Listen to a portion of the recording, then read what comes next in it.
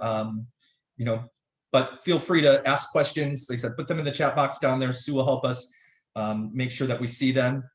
Joining us is Mauve, Isaac, and Christian Gaye also to talk and take questions. So they'll be around to talk about their experiences and whatever you want to talk about.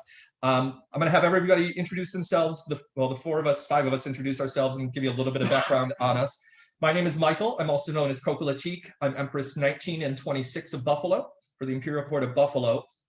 And I also happen to sit on the board of GLIS. So GLIS is a very important organization to me, and I'm thrilled to be able to do this for, I think I figured I've been doing the GSA conference for the past 8 years. So it's always a great and exciting conference. So I'm glad we're able to bring it back this year, and even though we're not together in the same room. So Vanity, how about you? Well, I'm Garrett King, aka Vanity Vogue, Empress 18 of the Imperial Court of Buffalo. And as usual, I'm honored to be a part of this conference with a great group of folks represented here. So we're going to start putting on our mugs. So again, any questions for any of us, feel free, and we'll put the makeup down and answer your questions.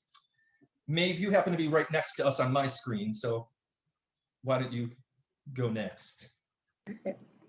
Hi, friends. My name is Mauve. I identify as a queer trans person, and my pronouns are they, them. I'm an educator outside of here, but pretty active within the LGBTQ community with advocacy. And I can credit my friend Isaac over there for that. So we'll go into your introduction now, Isaac. Hey everybody, my name is Isaac Stevens. I am a senior manager at a bank. I am actually relocating from the Buffalo area to Delaware. And as Mauve stated, one of the things I'm known for at the bank is providing diversity and inclusion events for people to be involved in, mostly geared towards the trans community as an out trans man in the corporate world. And Christian. That leaves me, I suppose. For those of you that don't know who I am, my name is Christian Gaye. I am one of Buffalo's main drag kings here. Your current Mr. Gay United States, but only for a month. I stepped down in 4 weeks exactly. But I've been performing for about 8 years now, and part of the GSA conferences. I think this is probably my 5th year. So time flies when you're having a good time. Absolutely. So Vanity, why don't you tell us when you started doing drag and why, and mentor. Okay. That sort of well, basically from the time I was probably about 13 or 14, I was always interested in drag, even though probably at that point I didn't know what drag was. Every Halloween, my mom was gracious enough to let me dress as a girl. That's what my costume was. I was just a girl. Every Halloween, I had my purse, put my candy in there. And so I just always kind of gravitated to dressing up. And back then, of course, like as I said, I didn't realize it was drag. I just thought it was me, pretending to be the girl that I in many ways wanted to be. But anyway, as an adult, I eventually joined the Imperial Court of Buffalo in 2001. And my good friend Vicky Vogue, Danny Winter, who used to be Empress twice, I forget her numbers, but she kind of took, what was it? 6 and 11. 6 and 11. Thank you, CoCo. She took me under her wings and really encouraged me to really get into drag. And of course, she, gave me my name, and I became Empress 18. And ever since then, I've been very involved in the Imperial Court. I've been with my husband for 31 years, which is crazy. It's crazy. You're only 32. Thank you. I know, right? We got together. I was pretty young, but we're soon celebrating our 10th wedding anniversary, but we've been together for 31 years. He's very supportive. He was Emperor 23. So, I'm very blessed to be part of the Imperial Court of Buffalo and very blessed to be here with all of you. So thank you for, letting me be here. Thanks. CoCo, Christian? we have a question from one of Sure. our youth. I'm sorry, Michael. CoCo. You We can have a call question from me one of our either. youth. They want to know, what is the Imperial Court? So the Imperial Court of Buffalo is Buffalo's chapter of an international organization.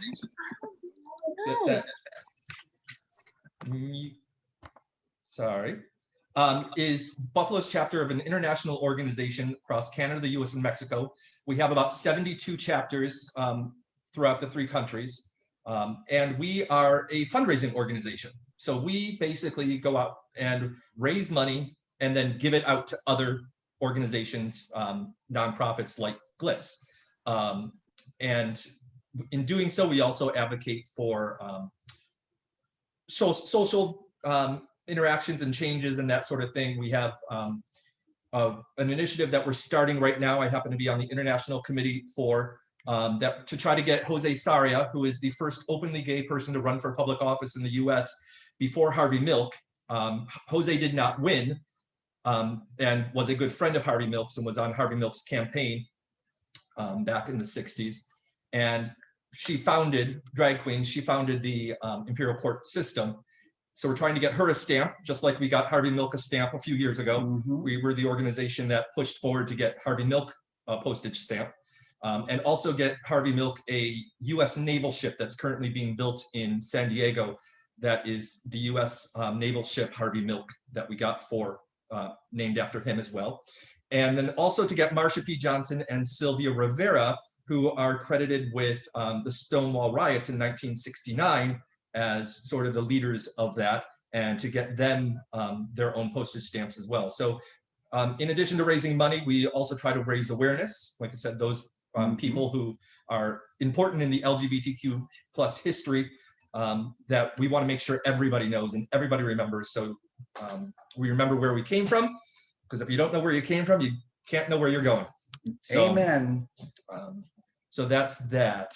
Christian, I think I was moving on to you. If you want to tell us a little bit your start and why you do what you do and that sort of thing. So, like I said, I started about 8 years ago. I happened to have a friend that I went to school with back in middle and high school.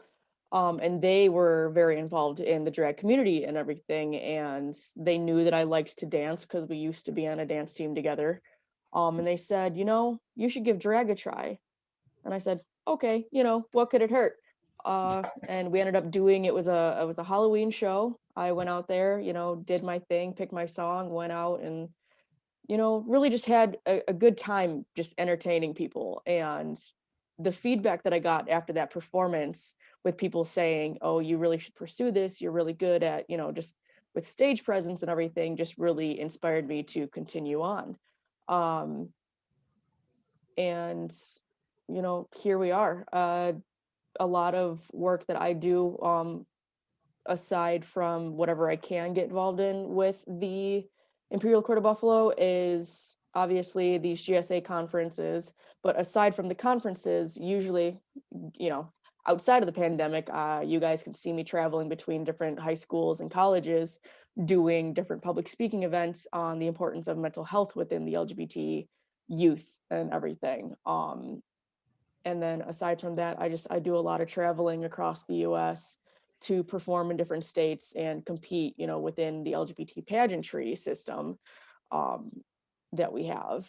And there's a lot of them, but that's kind of my shtick, and that's what I like to do within this, performance world itself. Thanks. Mauve, you're not a performer per se. I mean, you did perform when you were younger with lots of ringlets and curls and various things. But why don't you tell us about your journey in coming out and your background and how your family treats that and that sort of thing.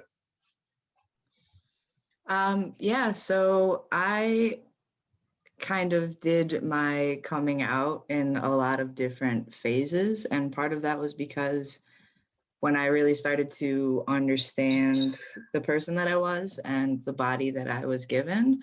I didn't know that identifying with a non-binary gender was a thing. I didn't even know the term non-binary had existed at that point.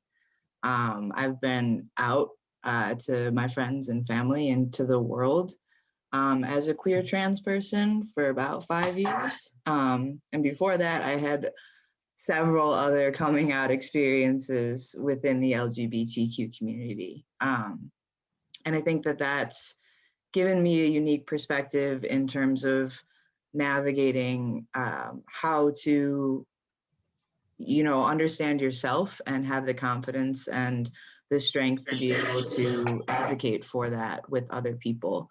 And it's definitely been an adjustment, not only for myself, but for my friends and family who've known me my whole life.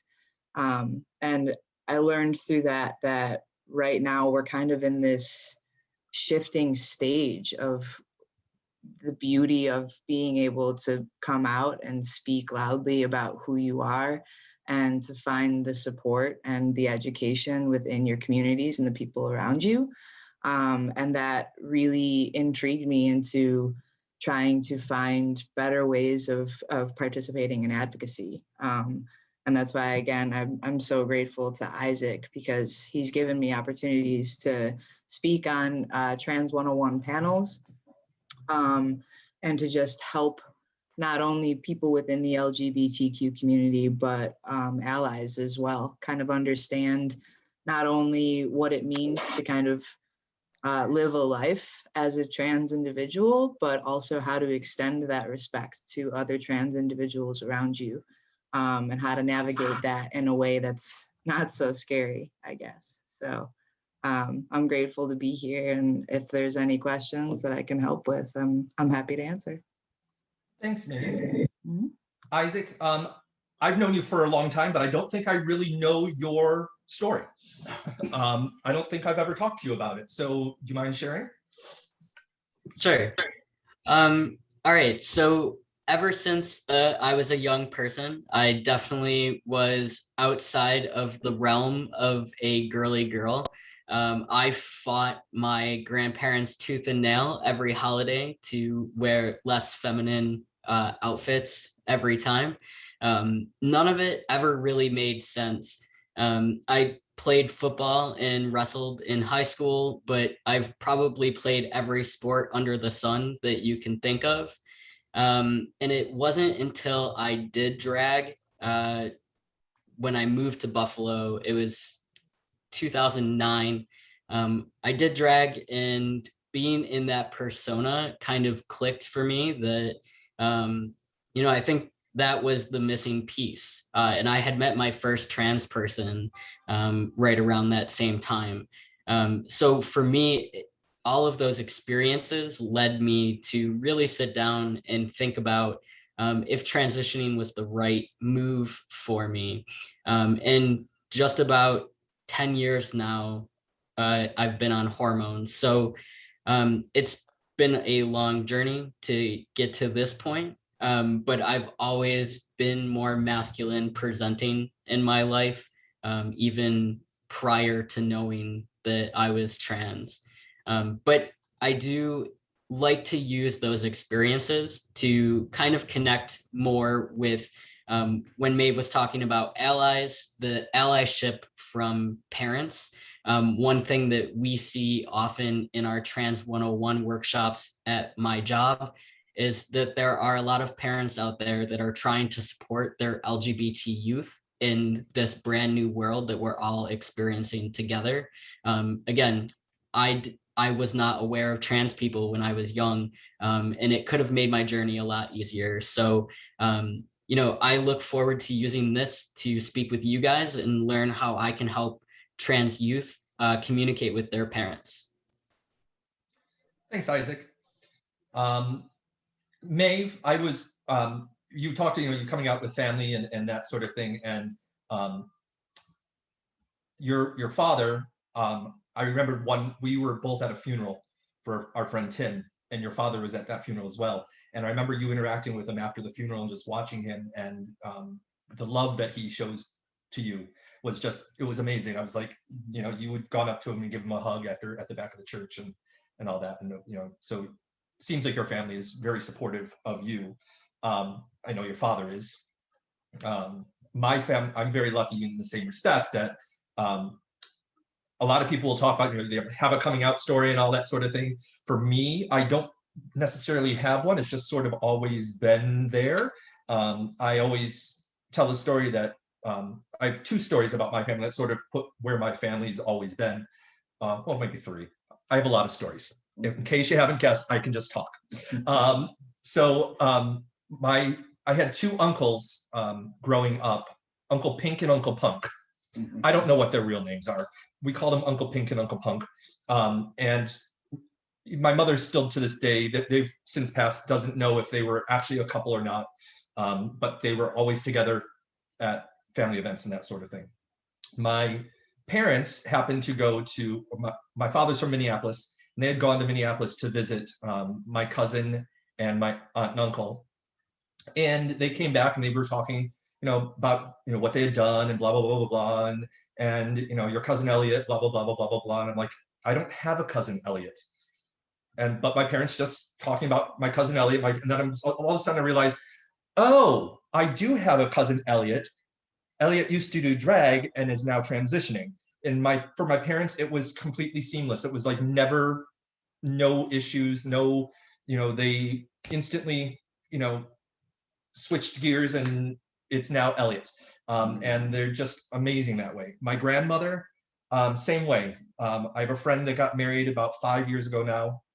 And I was down visiting in Sarasota, and we went to see my grandmother and take her to dinner. And we're sitting there talking, and we're talking about the wedding coming up and all that sort of thing. And my grandmother kept saying, you know, what does your bride do? What does she do? What does she do? What does she do? What, you know, what? And I kept turning to my grandmother, go, he. And finally my grandmother called on and looked at me and she goes, what? I go, Grandma, he's marrying a he. And she goes, oh, okay, well, what does your future husband do? And switched gears without an issue. And just, and that's sort of my family background. So awesome. I'm very lucky in that respect, and not everybody is. And I wish people were like my family, and every family was that way for people coming out. Mauve, you look like you were, sorry, I talked for a little bit. It looked like you were about to say something. You unmuted yourself while I started talking about my family. No, I was just going to say that, like, I appreciate you sharing that too, because I think, again, we're in this new world of, like, it's starting to be a lot safer and a lot more of a happier experience, you know, and being able to, again, not only come out and be yourself in the world, but especially with the people who are closest to you. So it's nice to kind of have those perspectives, and also kind of the learning curve of it.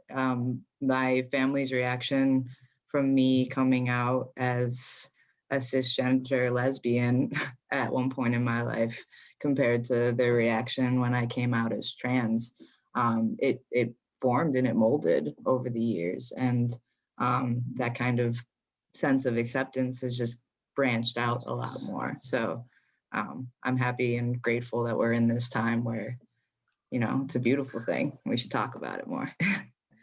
Absolutely. And Sue does works with our trans groups and that sort of thing. And it's groups like that and places like that, you know, Sue's doing amazing work to make people feel comfortable, you know, parents and students and everybody. So for those of you that are watching, if you know, are in that boat or have a friend that's in that boat, talk to Sue. She can help you out on that and getting into those groups as well. So Isaac, I know you talked about your grandparents were not too, how is the rest of your family with you when you first came out? Yeah, I would say, you know, I've had similar experiences where I've had constant coming out stories in my life, just because, you know, when I was younger, I liked girls at a very young age. I thought that was natural to me, but you know, as somebody that was born female, you know, that conversation was difficult in some ways, which, then a few years later, when I'm putting on top of it that, I want to transition now, that changes the way that we've had to approach conversations. Transitioning was much harder than talking about, at 12 being a lesbian, and making it even weirder, I guess, for my family to come to grips with my journey, was long after I started transitioning. I started dating men again. So, I've gone through a lot of the spectrums. I will say that I'm also incredibly lucky. My family has stuck with me along the way. I wouldn't say that my grandparents are not the greatest, but I think they've come a long way from where they initially were. I would say that probably around the 2-year mark into my transition was where I felt comfortable coming back around my family, and especially my extended family.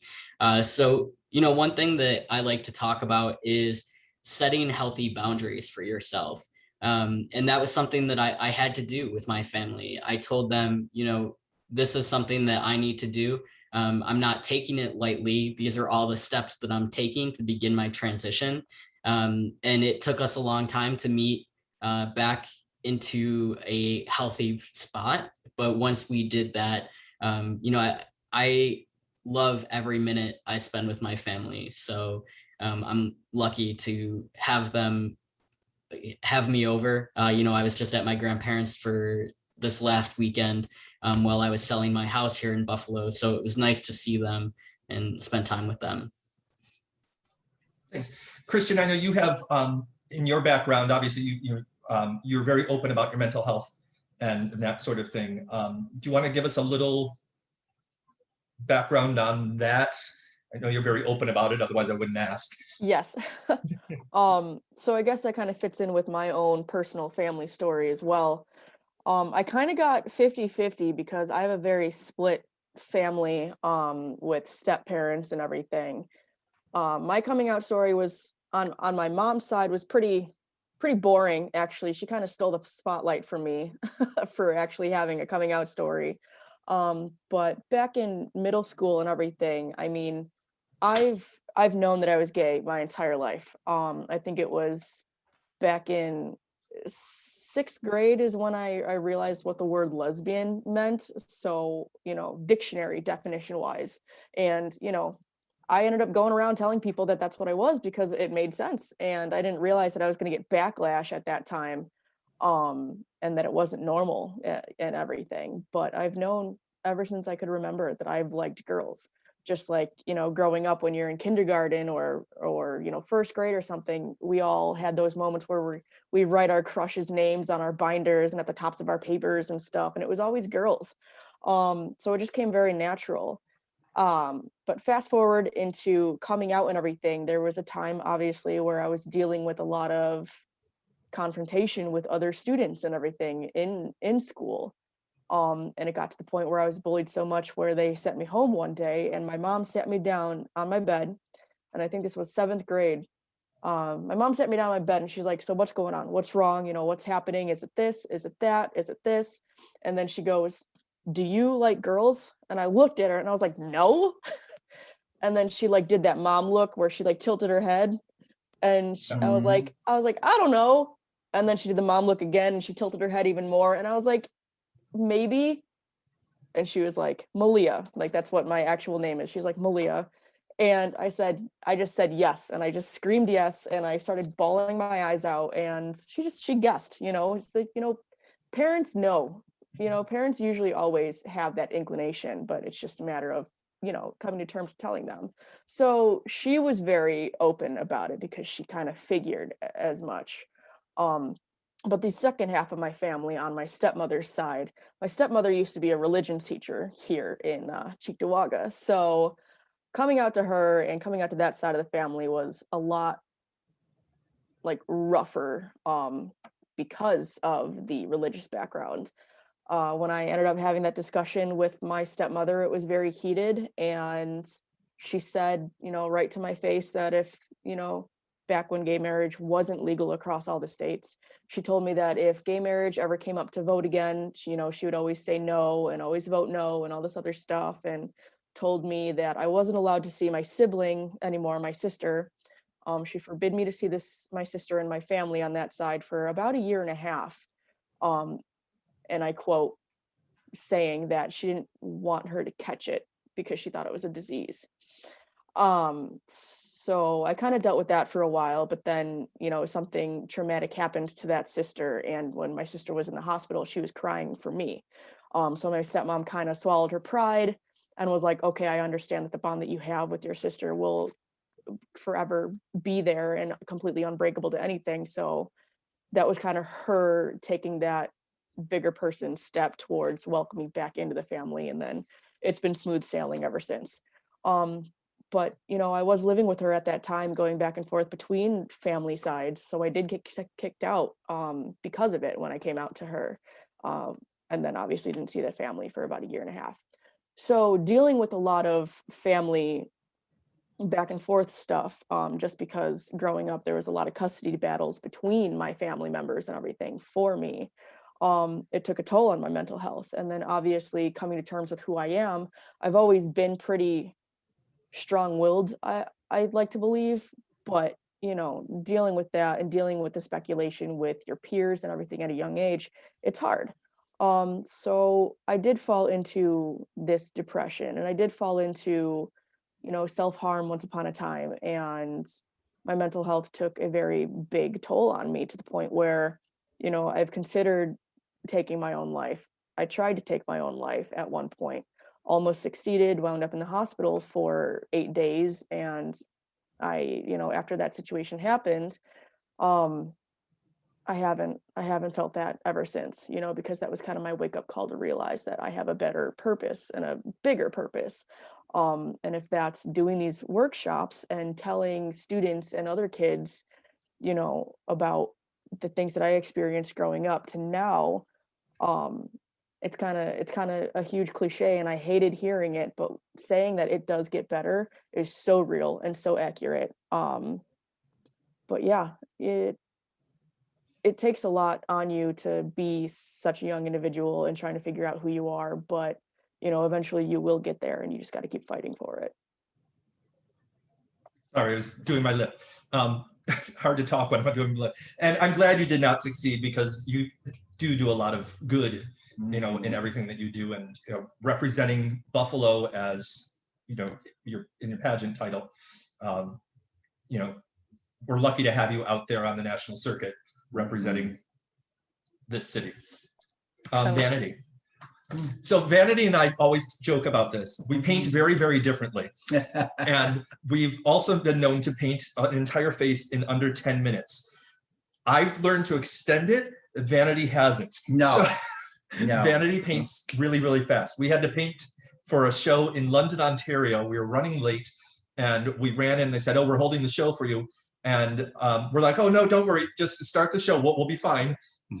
We ran into this one-person bathroom with a mirror about this big for two of us in it. I'm short, so I got the lower half. She got the upper half. And we painted our faces in 10 minutes, full drag, walked out, and people are like, "That was only 10 minutes.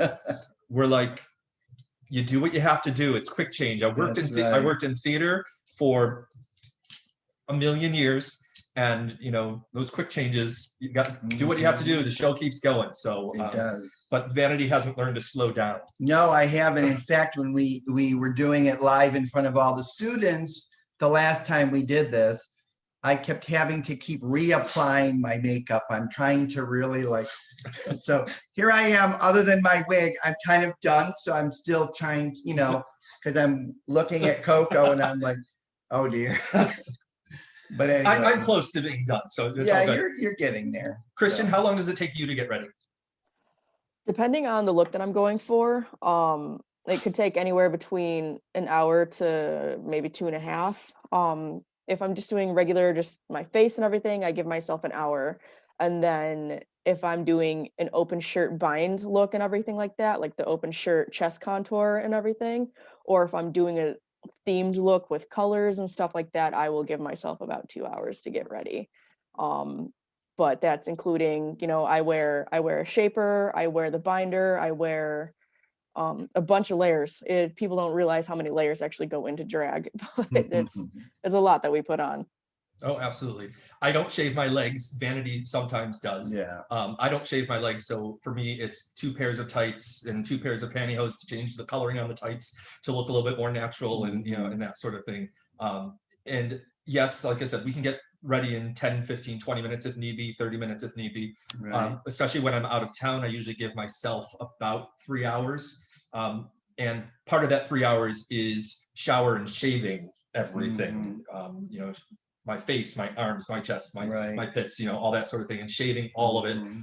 Because I tend to wear things that are a little bit more revealing when I'm out of town, well, anywhere. So they're a little bit lower cut in the front. Sometimes they're, you know, they might have a completely open back, a slit right up the leg type thing. I don't usually wear too many of the big ball gowns unless it's, you know, my step down or something like that. And, you know, or I'm representing the Queen Mother of the Americas and I have to look conservative.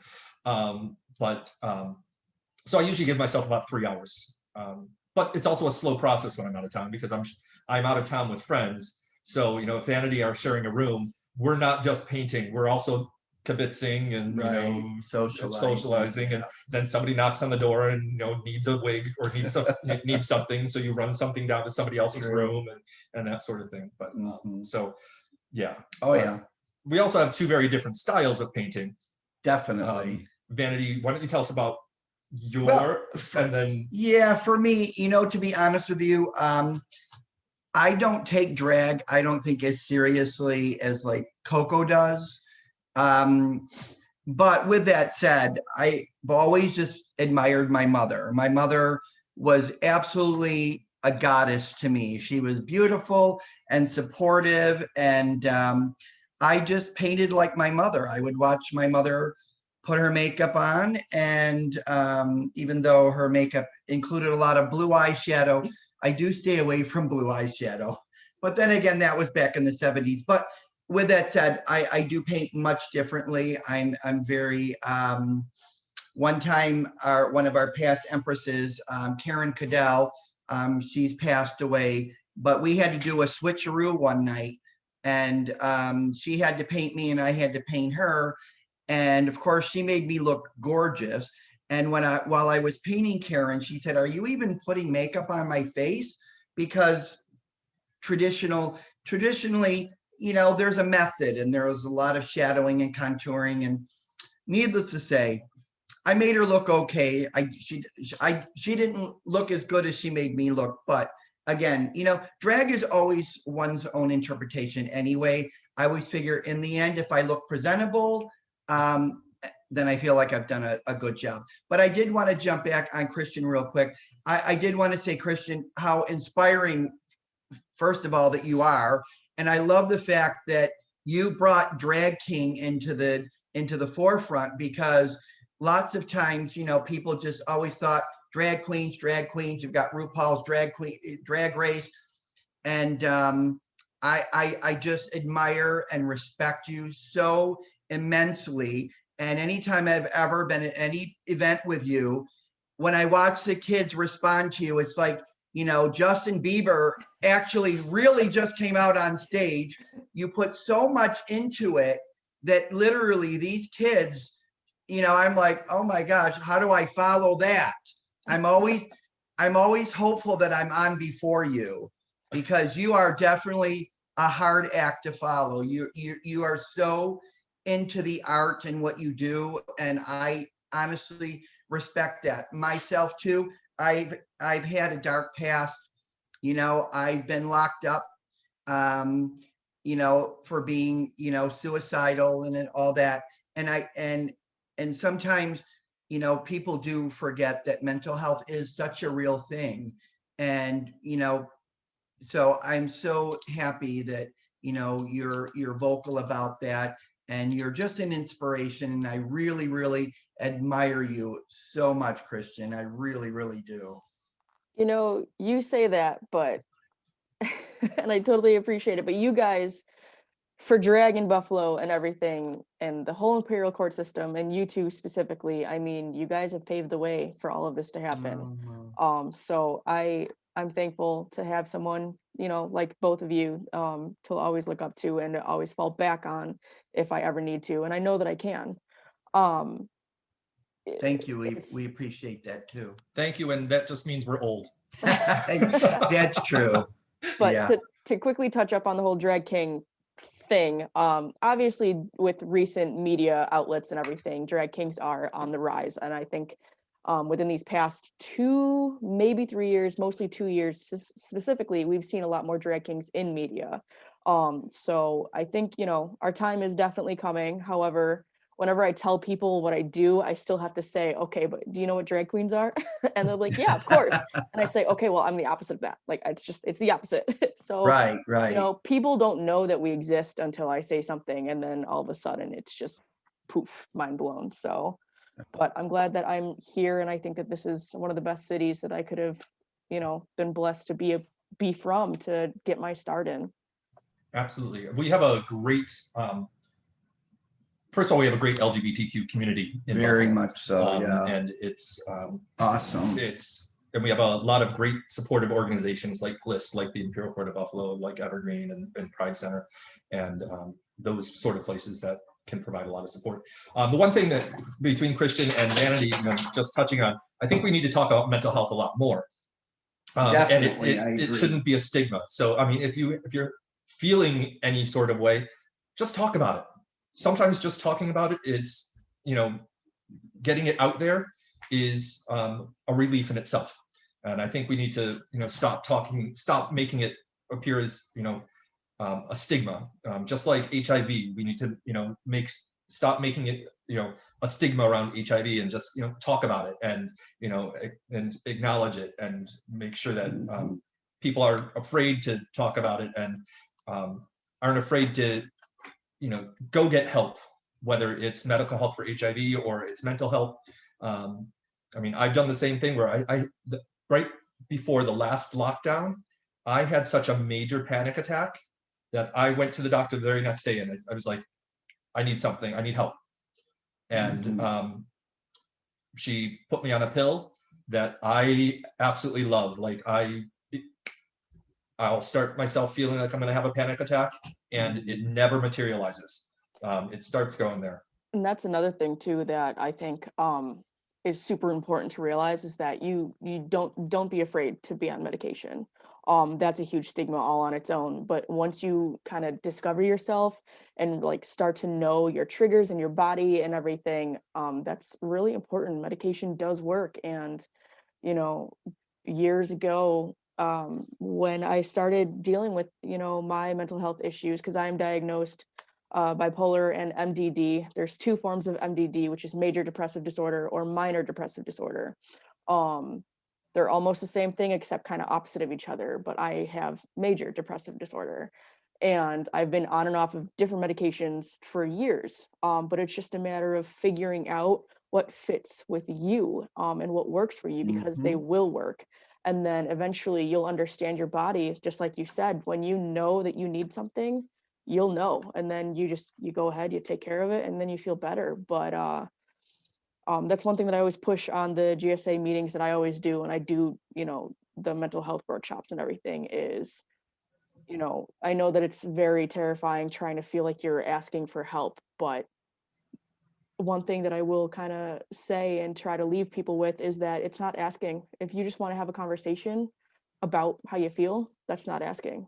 You know, it's kind of subliminally bringing it up without really reaching out, you know. But I will leave my social media handles in the chat here, so if anyone does want to ever kind of just say hey and you just want to talk, you don't even have to tell me that something is wrong, I will listen, and I will have that conversation with you guys one-on-one if need be. But don't be scared, just know that we are all in this together, and it's a lot more common than you guys may think. We have a Amen. question, and it can go to anyone who wants to. The question is from one of our youth. What are your tips on helping a friend with major depressive disorder? Christian, if you want to jump in on that, and well, anybody can, and Sue, even if you want to jump in on that, be happy to have your Yes. input. Since I just obviously admitted that this is one of my diagnoses, I found out that I had major depressive disorder back when I was, oh gosh, that was the first thing. That was, I think, when I was 13 or 14, honestly. So I am 28 now.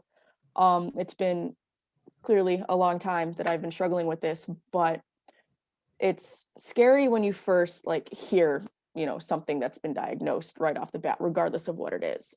But the best thing that you can do is just try and research what it is.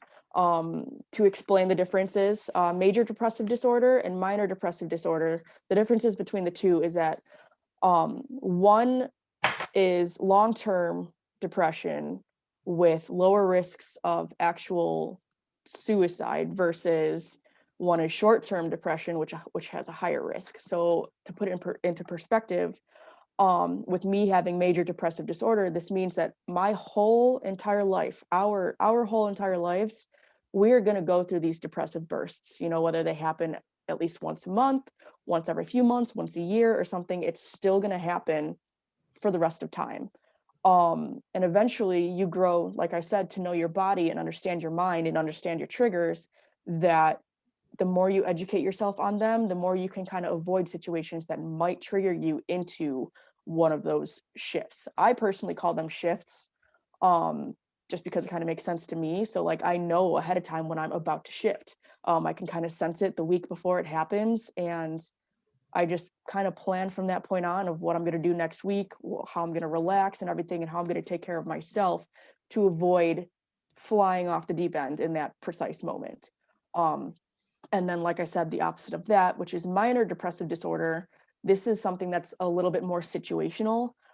Something happening that triggers you and you go through this completely depressive burst for like short term. So like a few weeks to a few months to maybe about a year.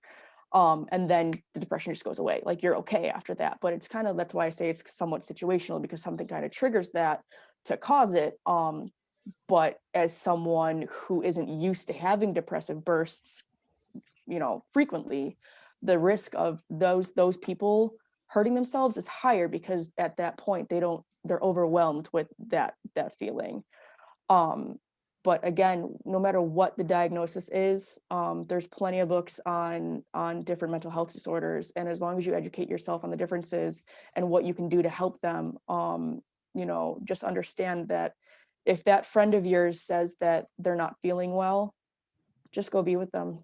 Just listen to them. You don't have to say anything. You don't have to force anything out of them. Usually when I know that I'm upset, and actually it's funny because I had a shift about maybe 2 weeks ago, and I just get quiet. I tell people like, listen, it's happening.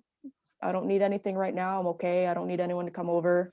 But if I do want you to come over, they know just to stop by, bring me a pizza or a cheeseburger and I'm good. Just sit with me and just be there with me. It's not always so direct that you have to like shake it out of people, but just listen to their requests and what they ask of you. And that's the best that I would say best way to help somebody with it. Yeah, I think that's really important, is just being available, and making sure that they know you're available. You're there to, you're not there to tell them what to do. You're just there to be a support system. And as we were talking about this, one of the things I was thinking about is I'm very lucky that I have a doctor that I feel very comfortable with and I'm very open with. And even to the point of I had a cancerous scare, colorectal, which is your bum. And I was sent to a specialist, and a specialist that luckily, again, I connected with right away. And being a gay man, of course, and it's anally oriented, of course, then there's the questions on if you're sexually active, are you the top, are you the bottom, and all that. And I feel very comfortable talking to my doctors. I'm also very open about talking about almost anything, which most people that know me will be like, give me a topic, I'll just start talking about it, and we'll talk about it forever. That comes from my years when I was teaching. I just talk. So obviously when you're under 18, your parents are still involved in your medical care and all that. But make sure you're open with your doctor about how you're feeling, and and talk to them. Talk to the medical professional you see hopefully regularly. That even as we get older, we need to make sure that we're seeing our doctors regularly. And I'm lucky to have some medical professionals both in my personal life. My mother is a retired RN. So, we talked around the dinner table about whatever operation or whatever, injury came into the ER while we're eating dinner, which is not usually where most people will talk about blood and guts and gore and that sort of stuff. But it was commonplace in my family to talk about it around the dinner table. So my medical background is a little bit, I'm not trained in any way. I'm not certified in any way. But, my medical knowledge is a little bit better. And when it comes to my body, I do some research, and then I go talk to my doctor and say, this is what's happening. This is what I think it is based on my research. Right. What do you think? And, quite often she'll come back to me and say, no, you are spot on. That is exactly what it is. And this is how we're going to treat it. And this is how we're going to help you. So, be very open with your doctors and everything. So we have just a couple minutes left. Anybody want to say some final words before I wrap things up? Maeve, any? Just in terms of mental health, I think especially people within the LGBTQ community, I don't know who you're speaking about specifically, if they're within the community or not, but also setting boundaries for yourself and giving yourself the opportunity to make those choices for yourself, and know that the people that you are trusting your story with or trusting your information with are the right fit for you. And I know that there are a lot of different outlets out there for people to help you find the right supports, because it can be a really challenging thing. I think that's the scariest thing about finding mental health support, is that trial and error of finding some stranger that you're comfortable enough speaking with. And just to add, there are also kind of short-term resources that you can suggest as well. Things like crisis services, it's something that people talk about all the time, but the number is super accessible. And it is a really excellent way for somebody who is particularly in crisis to just have a moment to speak to somebody who understands, because I know we're speaking to youth right now, and as important it is to show up for your humans and to be there. Sometimes it's healthier to have some equipment to be able to turn over resources, because it's hard to set those boundaries. But when you can just say, hey, here's a number of somebody that you can call and you can talk to right now in this moment, and then afterward we can have a discussion too, can be really helpful and useful. Great. Isaac, anything you want to wrap up? Nothing too crazy. Just stay true to yourself. And as we've all said, advocate for yourself. You're going to be your biggest and best advocate throughout your life. Thank you. As I always say, during these sessions, we never know where this session is going to go. It just sort of organically becomes something. While we're putting a face on, it's just sort of a chit chat of whatever comes to mind. So thank you for joining us today. We're going to be back. Christian, myself, and Vanity will be performing on Friday for the closing ceremonies, which start at 4 o'clock. The link is on GLS's webpage for the closing ceremonies. So make sure you stop on by for performances on Friday. And don't forget, if you are having an issue, and whether LGBTQ or anything, contact GLS. The staff at GLS is amazing. They do some awesome work.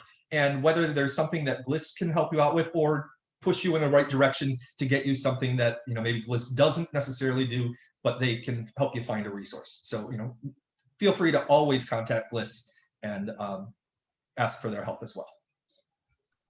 Thank you for that, CoCo, and thank you everyone for participating this evening. And don't miss our closing on Friday. Also tomorrow, there will be 6 more workshops, so please check the GLS calendar, and have a great night. Drive safe. See you soon. Thanks, everybody.